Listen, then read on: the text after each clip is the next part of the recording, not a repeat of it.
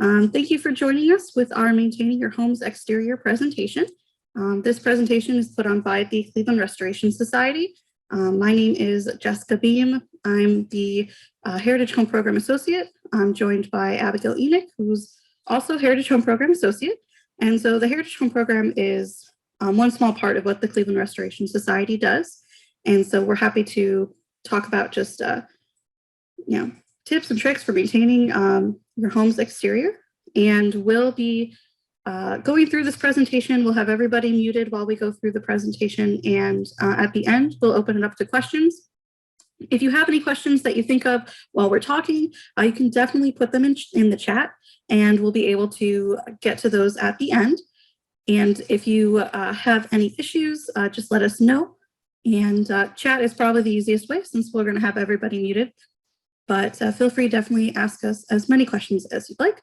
But we'll jump in and get started. A little bit of background about the Cleveland Restoration Society. It was established in 1972 and is the largest non-governmental regional historic preservation organization in Ohio. We say it's the largest. We've got about 14 professionals working here, helping run our largest program, which is the Heritage Home Program, as well as all of the other bits and pieces that we do. We are headquartered in a beautiful restored building on Prospect Avenue in Cleveland in the Midtown neighborhood. Right now, building isn't open to the public, but we're hoping that as everything starts to open up, we'll be able to have meetings there again and have people visit if they'd like. But beyond the Heritage Home Program, the Cleveland Restoration Society also assists homeowners, commercial buildings, sacred places like churches and various municipalities and organizations with advice, advocacy, and a variety of other things that we can help with to help promote historic preservation in our area of Ohio. Now, one thing to think about before you even start think about maintaining your home is to really get to know the hazards that might be around your home. You could think, okay, well, I'm going to get planning, I'm going to get it scheduled to look over the home, but what you really need to be aware of is, to be careful when you're doing it. Older homes can come with a variety of hazards and surprises. So when you are starting to work on a project or starting to work on your home, you want to make sure that you work safe and smart. Having a first aid kit on hand and protective clothing, no matter what the weather, can be a big difference if you run into any issues. If you need having a respirator or a mask, steel toe shoes and gloves can help if you've got any problems inside and out of the home. We'll go over some of the dangers and hazards as they come up, but some things to keep in mind anytime you're making changes to the home are the dangers of lead paint. Most houses built prior to the 1960s and 70s use a lot of lead paint. There's also asbestos that can be found in materials inside and outside of your home. Or you might have like loose steps, wobbly railings, you might have mold or like the smell of mildew. And so you really just want to be aware of any of those issues that you might have. There are EPA regulated lead paint test kits that you can get if you are worried that your home has lead paint. And that way you can follow the instructions, test for lead, and see if that is something that you should be worrying about in your home.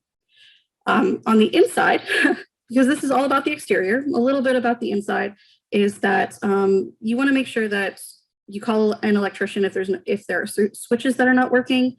Some electrical boxes in older homes are actually fire hazards with the way we use electricity today. And so you really want to make sure you're up to date on your electric if you can. It's good to have a contractor come out and check your furnace and AC before you start using them, before you turn them on every year. And you want to make sure that any smoke alarms and carbon monoxide detectors are working properly. The batteries have been changed as directed.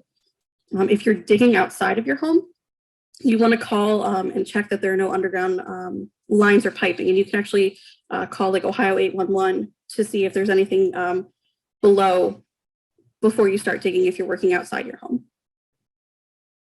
Now, when you want to think about, what to look for, what to keep an eye out on for a variety of projects, you want to know what your home has. Learn about the different parts that make it special and unique, because those will factor into how you take care of it. on how you maintain it, with specific, special maintenance requirements for like siding, different kinds of roofing, different types of windows. And so really just learn about your home. What are the details on it? What makes it special and unique? Now, some important questions to ask when you're getting your list together, getting a checklist. You really want to think about exactly what you've got. So what kind of roofing do you have? How old is it? What kind of siding do you have? What's your foundation? Think about any existing drainage issues that you'd have to address at some point. And so they can help a lot with just general maintenance. Also, if you do have to talk to a contractor, you are knowledgeable about what your house has and what your house might need. So we really want to live in our homes year-round if you live year-round, but not maintain them all the time. Older homes are built to last, but they do need upkeep. They need a little bit of care and maintenance. And so there are resources available for like checklists that you can find that really help homeowners to know what to focus on at different times of the year. And so there's checklists that are from the National Park Service, from almost any kind of home repair magazine out there has their own version of a checklist. And there's also local organizations like the Home Repair Resource Center in Cleveland Heights that also, have suggestions for what you should look for at different times of the year. You want to make sure that your home's exterior is well maintained. And so having a checklist can help you keep on track with what you need to be looking at, what you need to be careful of, and so that way you can enjoy your home and not have to worry about taking care of it and getting huge projects done. And so it's having a checklist in hand anytime you're looking at your home is always well recommended. Now, we're going to start kind of talking about the different kinds of maintenance that you can have at your home, starting at the top and working our way around. And each home has its own individual little quirks that you might have to think about. Some projects will need a lot more. Some projects will need a lot less. Something to definitely keep in mind when you're looking over your home, thinking about maintenance, is keep the checklist in hand when you're checking it. Check it in a nice clear day. It's not too hot, it's not too cool, so usually spring or fall. But also check it in the rain. You want to make sure that your home is working when it needs to. So yeah, on a beautiful day, it might look great. But if you check it out in the rain, make sure that everything's still working even when the weather isn't. And so keep in mind, it shouldn't always be a nice sunny day, but the rain can tell you a lot about your home and how it's working with that. So the first thing at the top of your home is your roof. A roof is, an important part of the home to keep water out, directed away from the house. And so if you have damaged roof or clogged gutters, it's going to cause some problems. Everything in our home is to keep the weather out and to keep water out and to keep, what we need inside. And so any kind of damage on a roof is going to affect it quite a bit. You should check your roof and gutters at least twice a year. One great way is if you're on the ground, get a good pair of binoculars and just look up.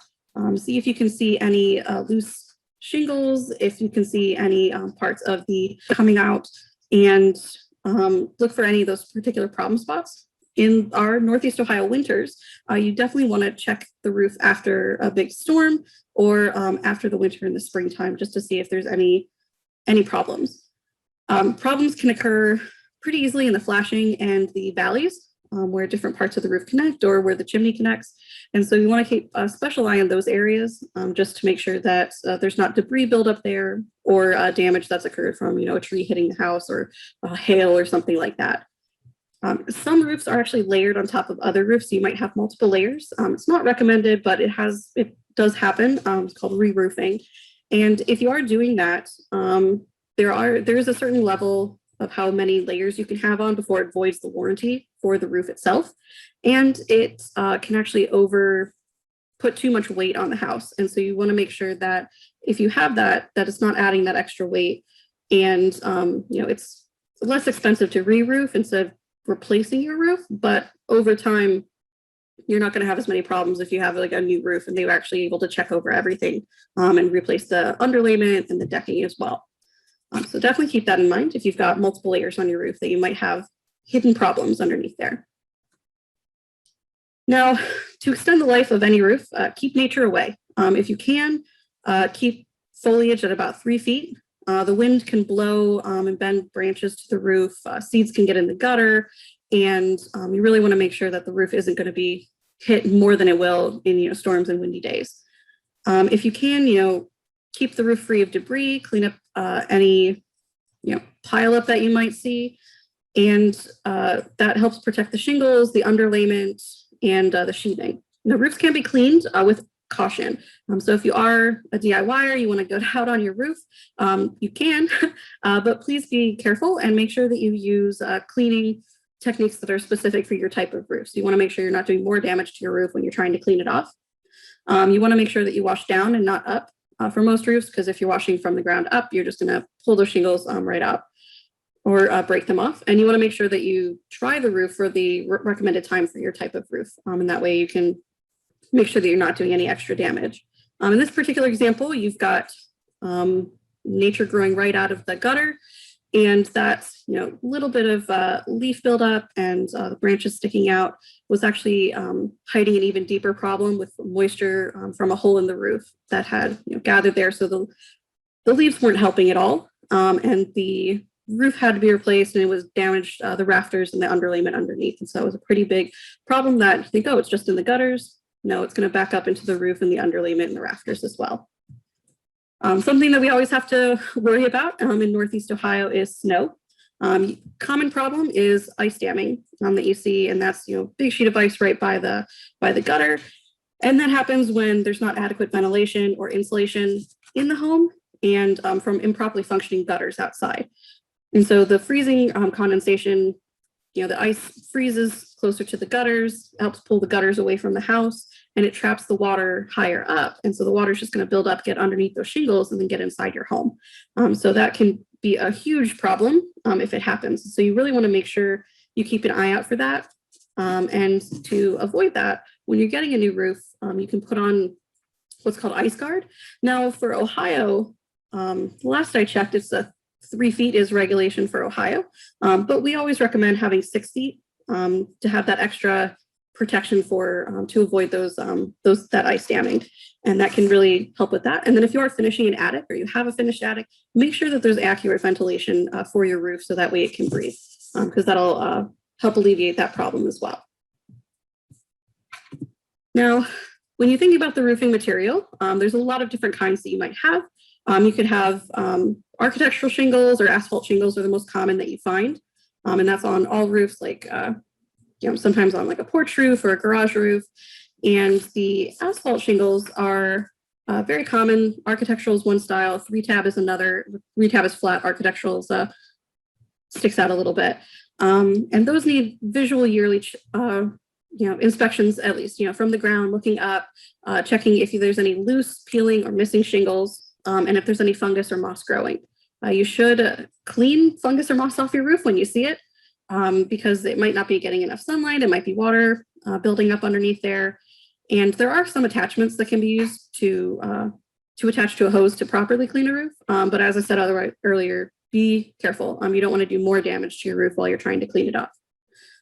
If you use the wrong cleaner washer, you could not only affect the shingles, but also remove the granules that protect the roof as well from the UV rays. And so that's just a lot of different things that you don't want to have happen. You could have discoloration on the roofs, which is due to water or moisture or possibly a patch job that happened in the past. And you could also have oxidation on your roof, which just occurs over time and can change the color of the shingles slightly.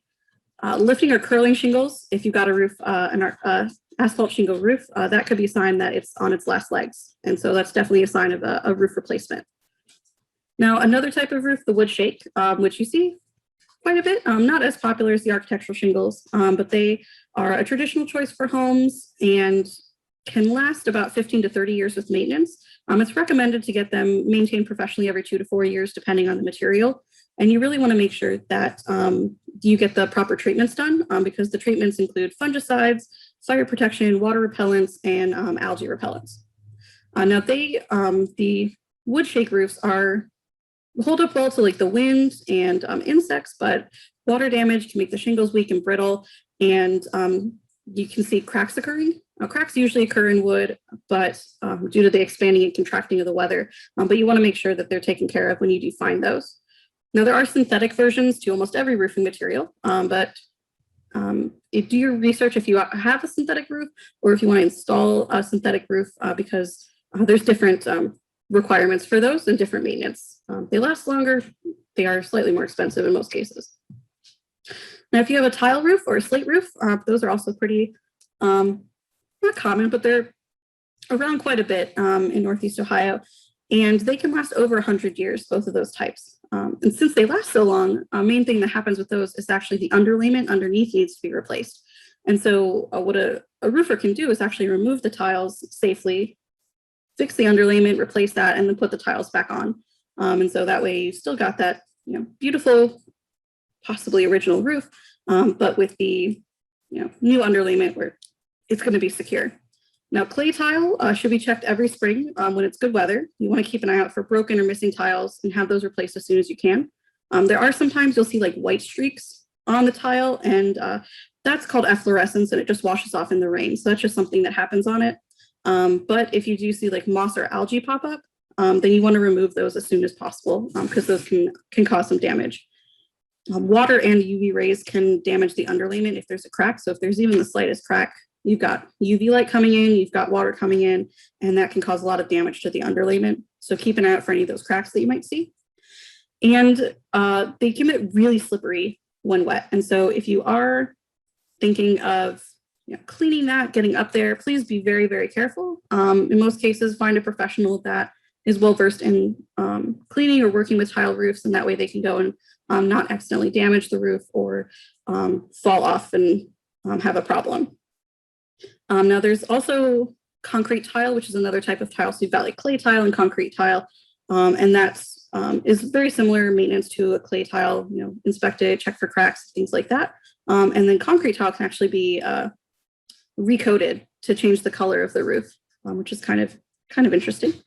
Now, slate roofs, they should be checked at least once a year for any kind of movement, any missing shingles, and any kind of like shifting, or if it looks like they're kind of coming in.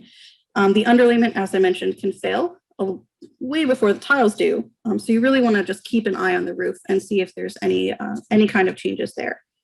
A lot of slate roofing contractors have maintenance programs where they can actually, like, you can sign up and they can come out and keep that maintenance up and be able to take care of that for you.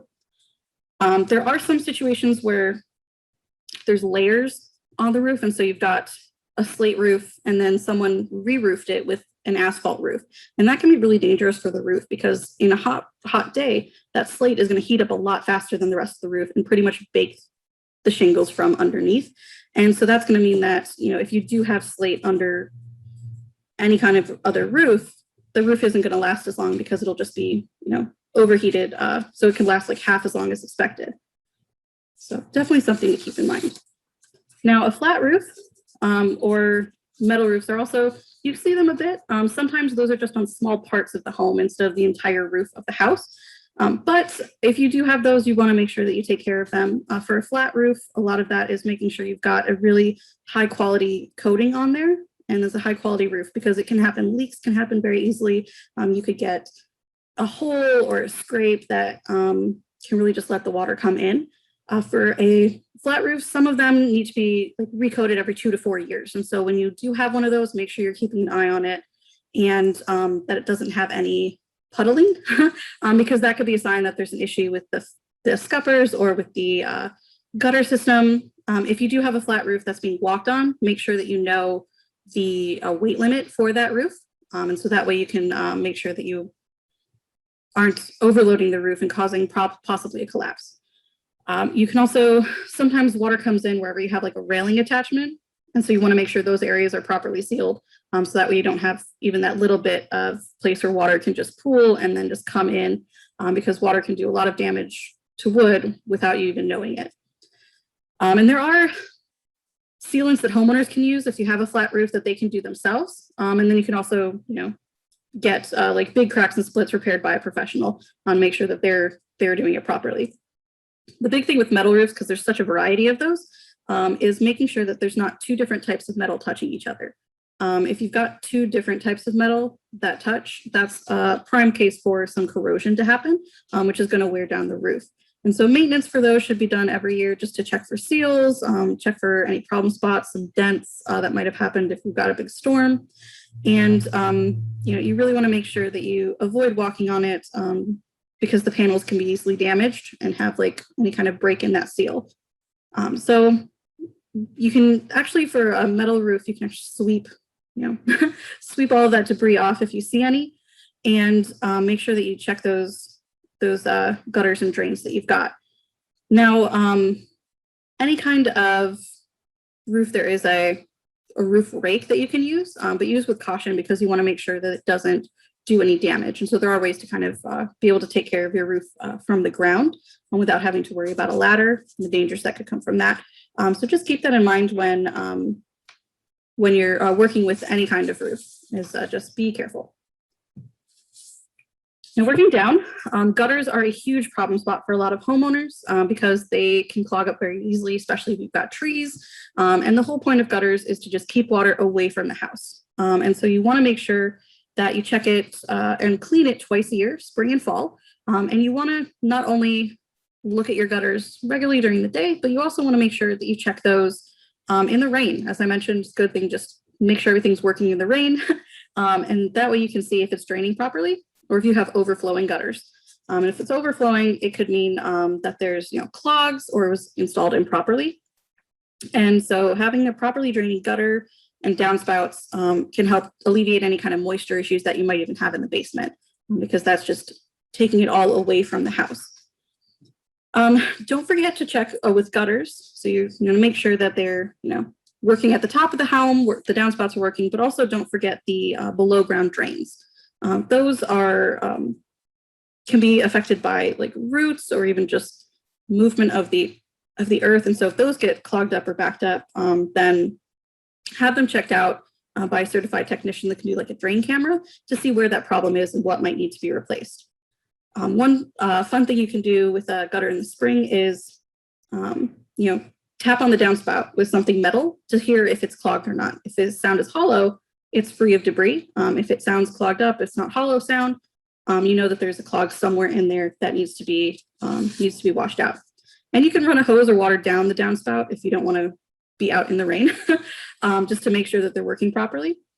And another thing with gutters is you can look at them, but go right underneath them. Look up. If you see any kind of sunlight coming down from that, or if you see a gap, they might not be fastened properly or have been compromised, or the wood behind them has been compromised. So definitely, look straight up from underneath the gutters as well, just to make sure that they're adhered properly, because that's going to help with any problems that come up.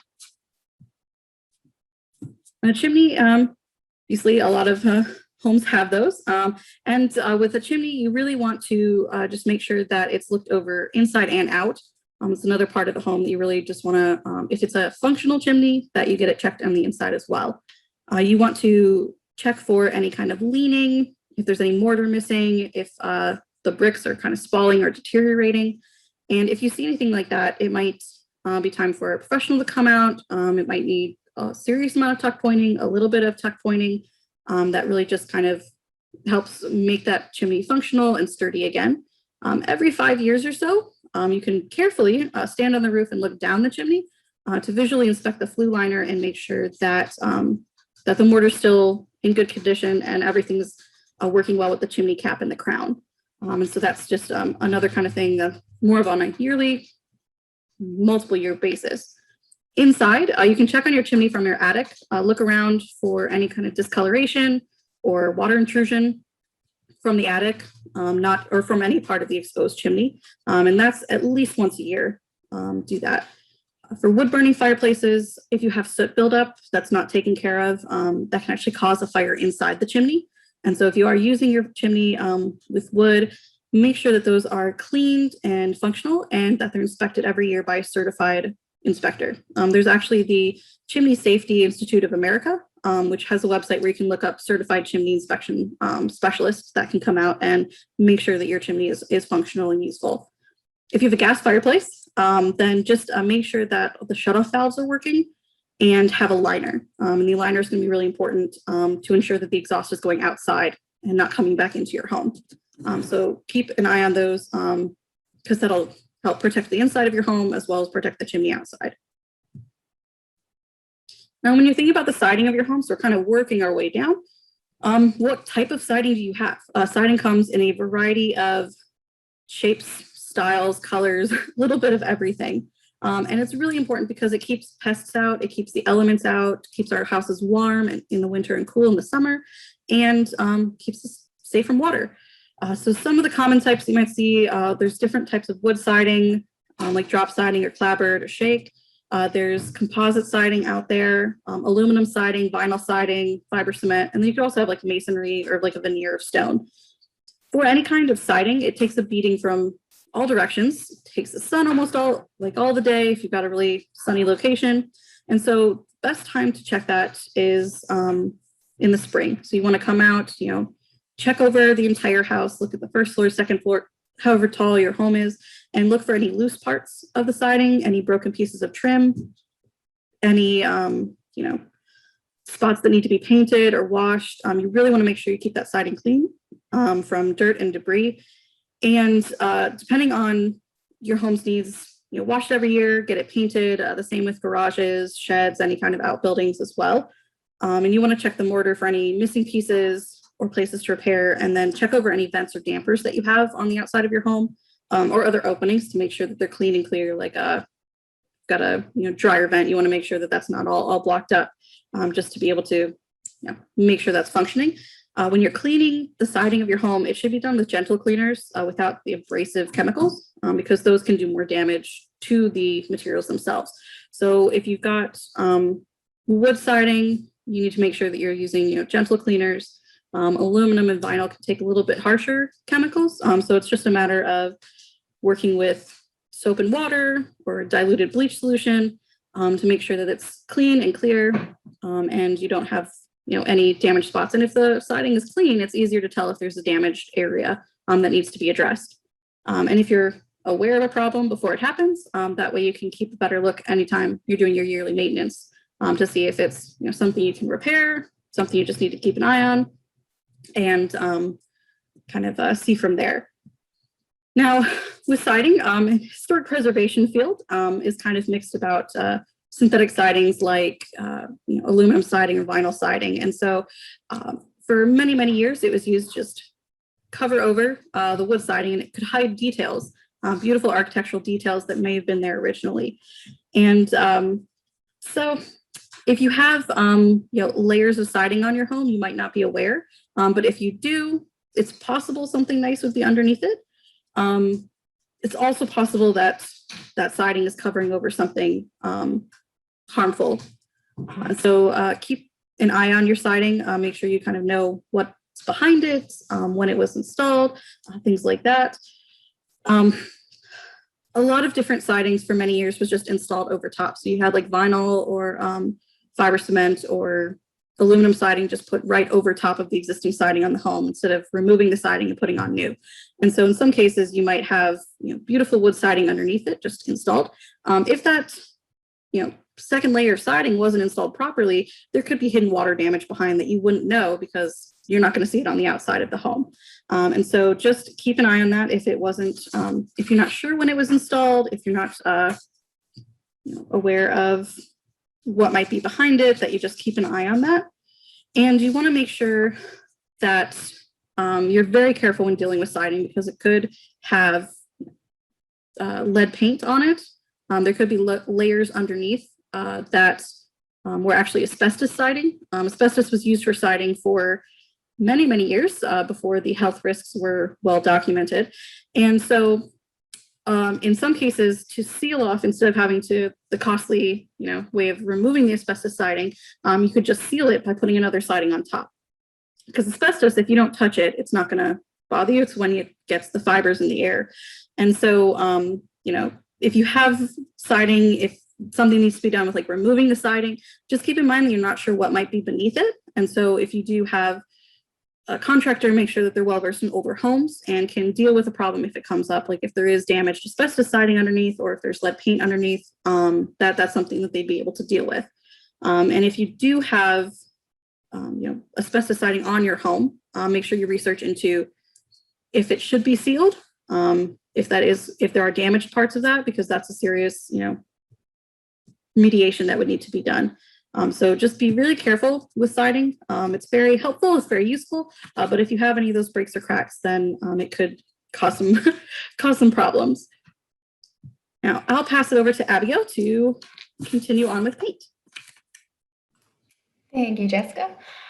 Yes, okay, so now we're kind of still working our way on the sides of our house. We're talking about painting. And so paint is another one of those things like siding that kind of helps protect your home from the elements. And so normally your house should be painted like every 5 to 10 years, but that kind of depends on what type of material you have on the outside. So some siding materials hold paint a lot longer than others. So like wood siding is every 7 to 10 years, just depending on, how it's looking after about that time.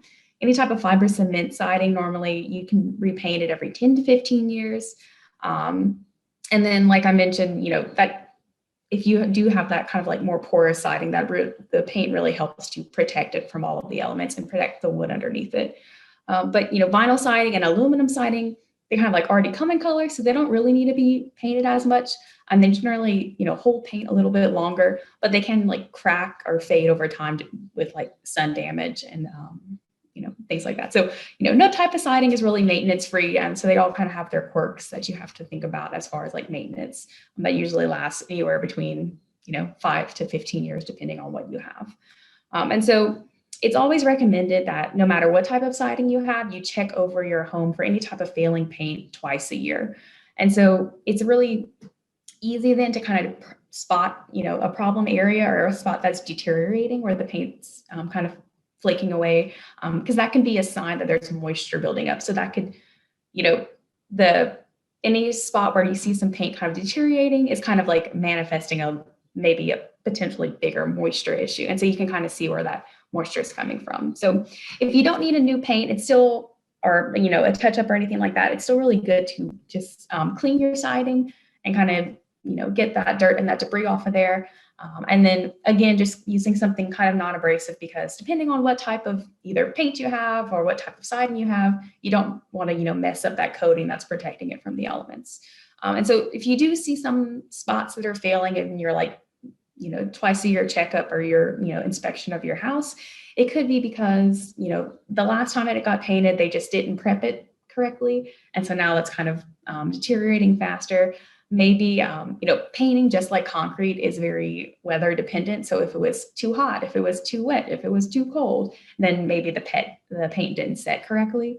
And then sometimes maybe they just didn't quite apply it as thoroughly as they should have, or, usually a big thing is that there's some moisture coming in somewhere, and that's kind of causing the paint to fail in certain areas. And so again, just kind of like we've been saying, just a visual inspection of your home can really go a long way towards like long-term maintenance.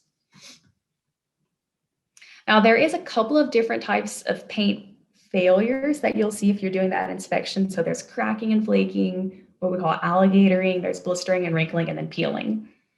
Normally that cracking and flaking and then that alligatoring, those first two, are usually caused because the paint was either incorrectly applied or just like applied in like kind of like less than adequate conditions. The weather wasn't as great for that sort of paint setting. And so really the best way to cure that and to kind of get rid of that is pretty much just removing that paint all the way down and kind of starting from the beginning. And so repainting it, doing, sanding it down to the bare material and then repainting over.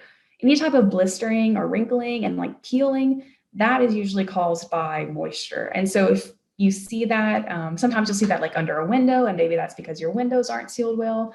And so the main, mainly there's some moisture intrusion somewhere in your house, maybe caused from something interior, maybe caused from something exterior.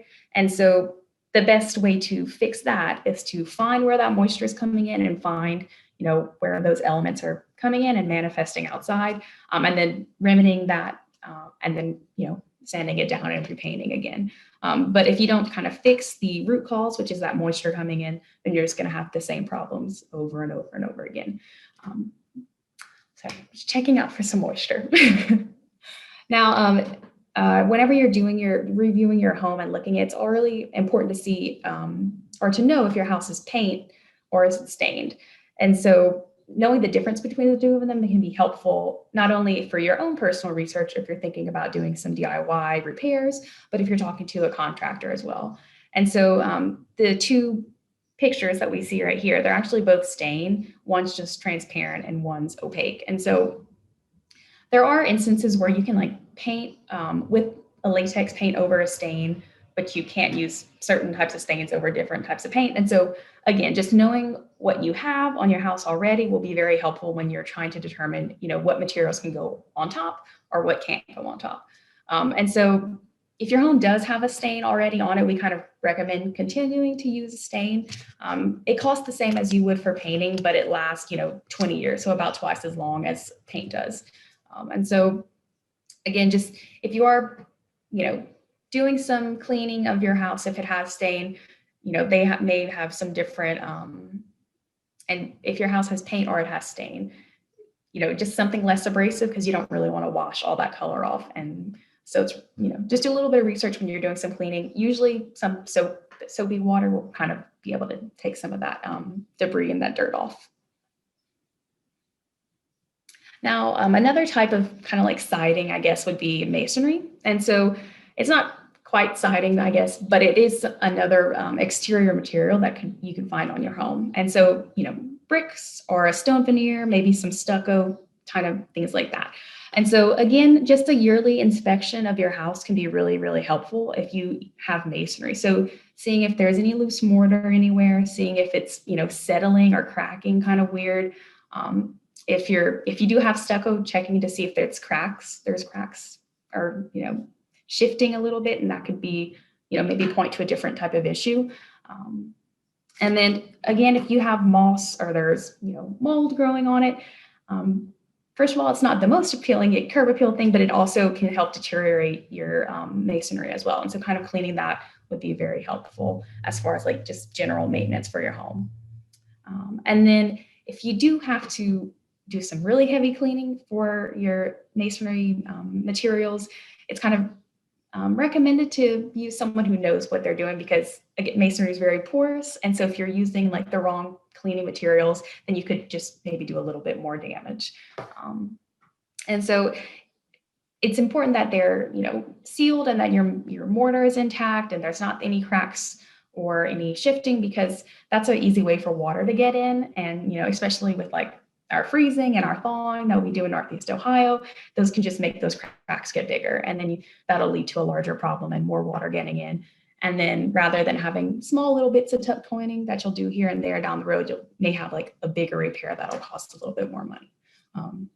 And so if you're thinking about doing, so like if you have stucco and you see some cracks, maybe you're doing a little bit of patching, you can do that.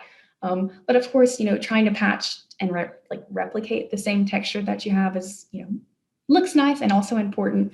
And then if you're kind of thinking, if you have stucco, painting it, maybe you have a tutor or something like that, so you want to paint your stucco, just making sure either if you're doing the painting that you do some research into paint that works well for masonry for stucco, or, hiring someone who knows how to paint a masonry product, because again, it is slightly different than if you're painting wood or if you're painting like a siding or something like that. And so making sure that that material can breathe with whatever type of paint you're using. Right, so now we're kind of working our way down to the foundation. And so it's really important, just like all of the things we've been saying, at least a yearly checkup of your foundation. And especially after a storm, you can try to check in your basement and see if there's any moisture there. If you do notice there's moisture or there's some water in your basement, it's not necessarily like, oh no, immediately, like I need to get waterproofing. Like Jessica was saying earlier, a lot of times, a lot of moisture can be directed away from your foundation through just proper gutters, proper downspouts, making sure, the soil is grading away from the house and just diverting that water away. And that can really just mainly alleviate a lot of that moisture issue. If all of those things are working properly and working as they should, and then you still have moisture, then you might have to, maybe think about some waterproofing. But it's not an immediate cause for concern if you haven't checked out your gutters and downspouts and stuff like that as well.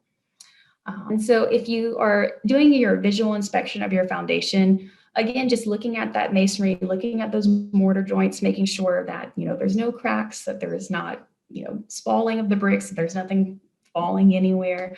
And so just making sure that, just again, a visual inspection and making sure there's no water coming in or there's no faults in any of your exterior. So that way, the elements aren't coming in, because that could lead to bigger problems down the road.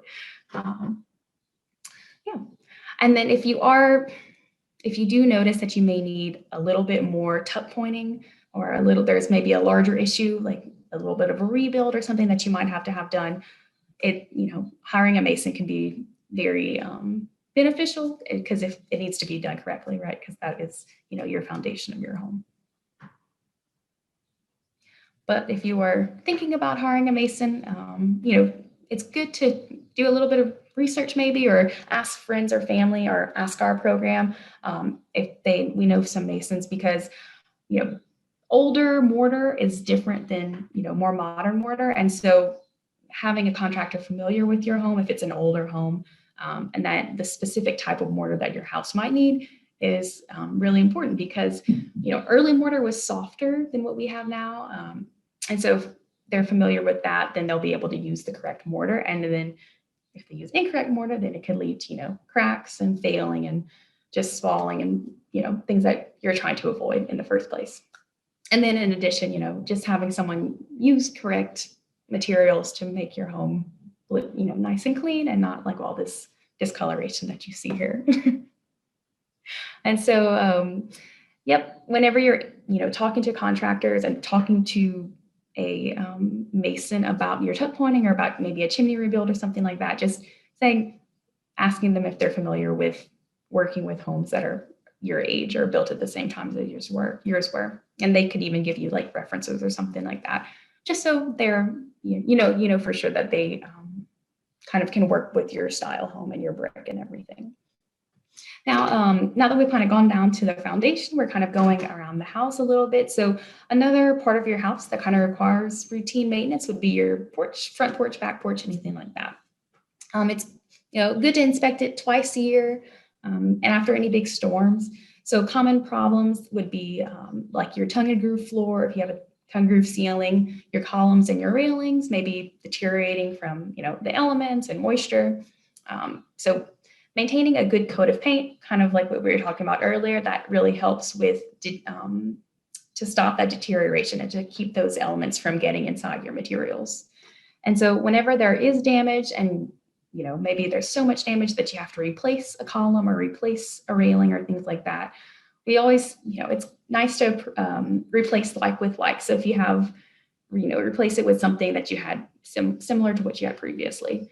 That way it'll look more in line with your home style and its like age of the house. And then it doesn't look a little bit off compared to everything else that's, in the front of your house as well. Now, if you do have a porch floor that's like tongue and groove, we recommend consistent maintenance for that. And so you might think, oh yeah, of course, gotta, paint the floor, stain it, keep it nice and maintained, but also thinking about painting the edges as well, because that might be an area you don't immediately think about checking out, but making sure that those edges are still sealed, because that could be an easy place where water is coming in. And then another, common area that are on our porches is the railings and the steps. And so just, a visual inspection, making sure if you have masonry steps or brick steps, making sure those are, intact and those aren't failing anywhere. If they're wooden steps, making sure they're not, breaking apart, or you're not having a loose planks anywhere. And then just, doing any tuck pointing or any rebuilding necessary to keep those steps and those railings safe, because that's really a high use area. And so you don't want, like a loose handrail or a loose steps, because that could just lead to a fall. Right. And so now, similar to, all the types of siding in your roof, there's a lot of different windows and a lot of different window types, and none of those are going to be maintenance free. So they're all going to require a little bit of, inspection every year, and a little bit of just some upkeep. And so for all the different types of windows that you have, again, just looking over them once a year, both interior, I'm looking at them from the inside and looking at them from the outside. If you have like multiple stories in your house, if you're already kind of looking up at your roof with binoculars, like Jessica said, you can just look on over all your windows with those binoculars as well. Looking for any cracks in your frame, cracks in the glass, in the sash. If there's, if you're on the inside and you're looking at it, if making sure, you know, the tracks run up and down, that your hardware is operable, that the windows will open up. Looking for any breaks in the seal from the interior and the exterior. If you have paint that's either chipping away or kind of bubbling up, that could be a sign that there's moisture coming in around your window. And so just a good visual inspection to make sure everything looks like it should and is operating as it should for your windows as well. If you have a couple of like double or triple glazed windows, so like multiple panes of glass, and you'll note if you notice any condensation building up there at any point, that could be sign. Well, it's a sign of moisture coming in. So that could be a sign that you have, you know, a break in a seal somewhere. And so something to look into and get that repaired. Now, an important thing to note, kind of like what we've been saying, is that a lot of older windows have lead paint. And so if you're kind of like moving your window up and down and looking through the, like in the sash and doing your inspection, you know, that will kind of move that lead paint dust around. And so just being cautious whenever you're inspecting your windows. So, because there may be some lead paint there, and that's kind of a high use area that people don't think about as much when they're thinking about lead paint.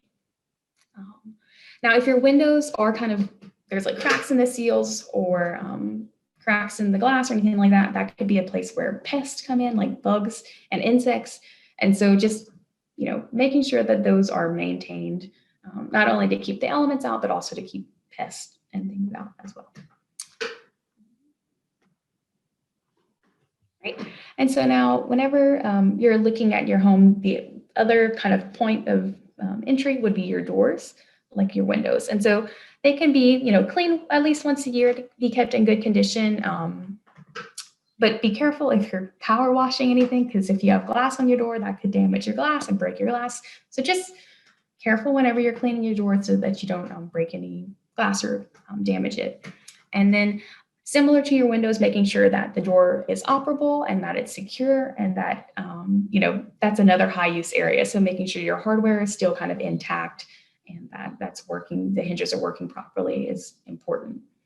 If there is some, like if you do have like a wooden door, for instance, and there's water damage, you may need to, you know, refinish your door a little bit.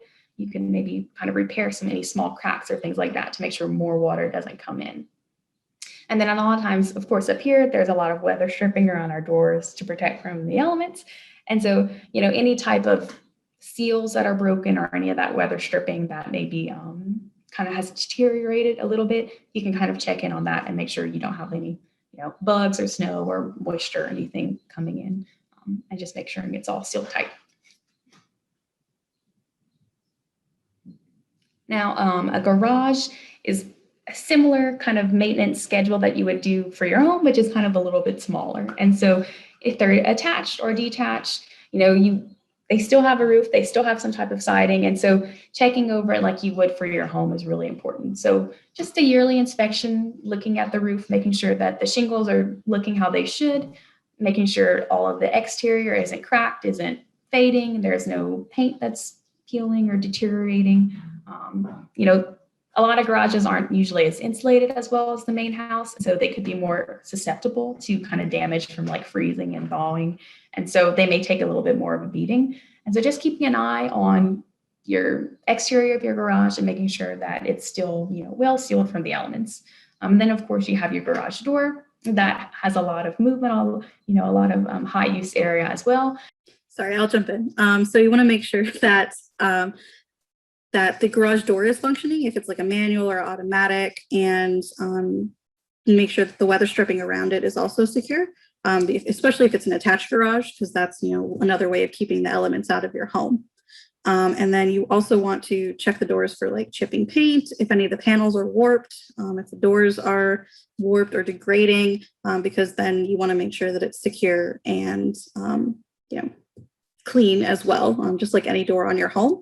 And the same goes for like sheds and other outbuildings as well. So if you've got a few buildings on your property, just having them part of that inspection, that visual inspection that you go through every year, just to keep an eye on any possible problem spots or areas that are a little bit questionable and you're not sure. And just adding that to that, that same checklist you do for your whole house. Okay, so yeah, now those were kind of main areas, like specific areas to focus on when you're doing your checklist. But whenever you're, reviewing your house every, year, every twice a year, just looking at the property in general, the main things to think about when you're looking at just your whole entire property is making sure that, the ground sloping away, the grade sloping away from the house. And so that way any water is flowing away from your home and not pulling in at your foundation. So if you have like a flower bed next to your house, make sure that it's the mulch. Maybe if you have mulch, it's higher up next to the house and so it'll flow down. If you have any, overgrown foliage that's kind of getting in close to the house, that can harbor pests and that can just be like a place where moisture stays. And so kind of maybe trimming that back away from the house a little bit. And same with your driveway, same with the walkway, make sure it's kind of slopes away from the house so that that water isn't running into where it's not supposed to go. And then, like Jessica mentioned before, if you have any branches kind of hanging near your house or hanging near your garage, and kind of making sure that those are trimmed back as much as possible so that they don't, interfere with the life of your roof and maybe cause that more damage. If you do have masonry on your home and you have some kind of some vines growing up those, that can look kind of cool and kind of nice, but that can also significantly damage your mortar and your bricks. And so if you're thinking about removing those vines, kill the vine first, because if you're trying to take it off when the vine's still alive, it's much stronger and it'll just cause a lot more damage to your house. And then, of course, any type of vine or plant that's growing up is just going to be like a little avenue for pests to come in and stuff as well. Now, if you do have, an awning, or you have a flag or some shutters or just any other things that are kind of connected to the house, just taking a look at those, once a year or so, and just making sure all those connections and those anchors are properly connected to the house. Because if there's any, loose anchors anywhere, then that could be like a place where water comes into. And so that can lead to a little bit of damage. And then if you, maybe in the spring, if you're getting ready to do some yard work or something, checking your outdoor water spigots and making sure that those aren't loose, those don't have any leaks. And same things if you have a sprinkler system. So getting those checked out each year, making sure those aren't broken, making sure you don't have a leak there, because that'll just be more, water coming in potentially to your home that you don't need. And now, so for a little wrap up, the main thing that hope you can take away from here is just a visual inspection of your home and checking to make sure that the elements aren't coming in is really going to extend the life, not only of your home, but it'll make your maintenance a lot easier because, kind of keeping on top of that visual maintenance every year, every twice a year will kind of help you see if there's maybe some problem areas that need to get fixed.